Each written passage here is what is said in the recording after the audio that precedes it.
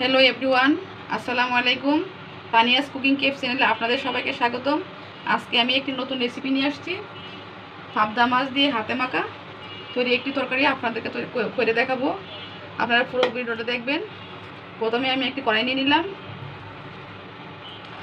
প্রথমে পেঁয়াজ দিয়ে দিব। এর ভিতরে কয়েকটা কাঁচামরিচ দেব, 1 চামচ লবণ দেব,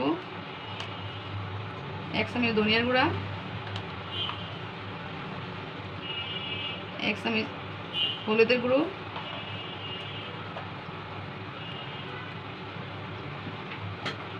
2 চামচ মরিচের গুঁড়ো। আপনারা চাইলে আরও কম বেশি করতে পারেন। এখন আমি টমেটো দিয়ে দিব। টমেটোটা সিদ্ধ করে আমি ফ্রিজে প্রয়োজন করে রেখেছিলাম। আপনারা চাইলে এভাবেও করে রাখতে পারেন।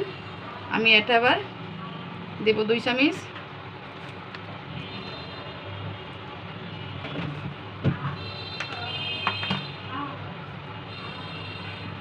এখন আমি এটার ভিতরে তেল দিয়ে দিব।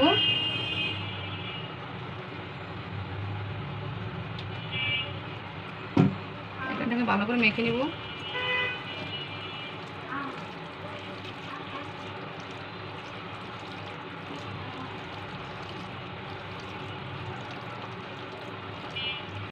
আমি এটাতে আদা রসুন দেইনি।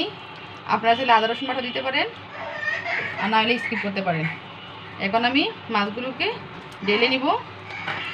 এটাকে পুরোটাকে ভালো করে মেখে নিব। ভালো করে মশলাটাকে মেখে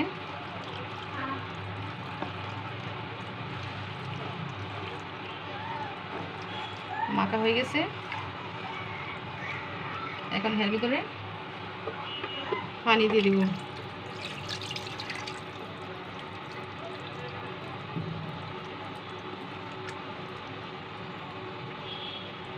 আপনারা এভাবে একবার রান্না করে ট্রাই করে দেখতে পারেন।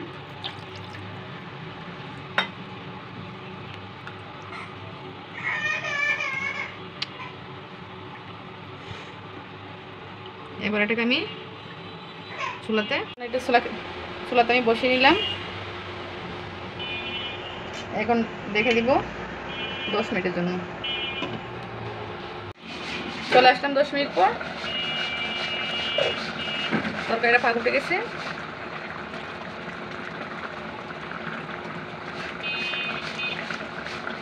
দেখেন তরকারি কালারটা কত সুন্দর আসতেছে।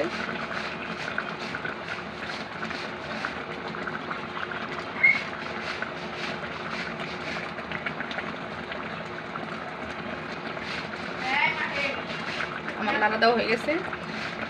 এখন আমি এটাকে মিডিয়াম করে রেখে দিব আরও 10 মিনিটের জন্য। এবার এটাকে আমি রেখে রাখবো। চলে আসলাম 10 মিনিট পর। আমার তরকারিটা প্রায় হয়ে গেছে।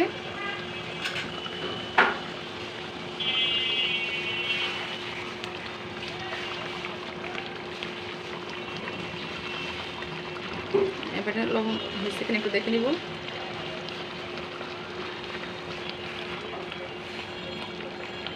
হালকা একটু লাগবে।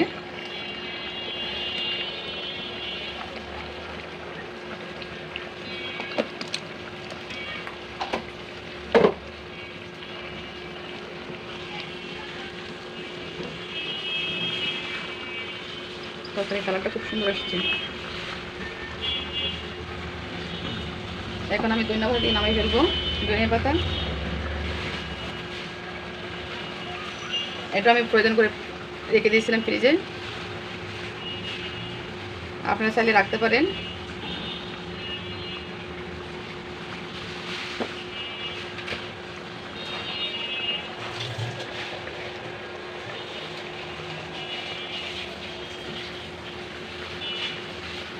এটাকে আমি নাড়াচাড়া করে নামিয়ে ফেলবো।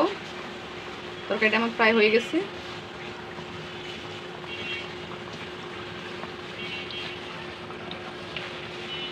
আপনারা চাইলে ধনিয়া পাতা কেটে ফ্রিজে রাখতে পারেন, আর রান্নার আগে জাস্ট নামিয়ে তরকারি দিয়ে দিবেন। এভাবে ধনিয়া পাতা ফ্রিজে আপনারা প্রয়োজন করে রাখতে পারেন। আমার রেসিপিটা যদি ভালো লেগে থাকে আপনারা লাইক, কমেন্ট, শেয়ার এবং সাবস্ক্রাইব করে রেখে দেবেন। এবার আমি এটাকে নামিয়ে নেব। এখন আমি তরকারিটাকে একটা বাটিতে ঢেলে নিব।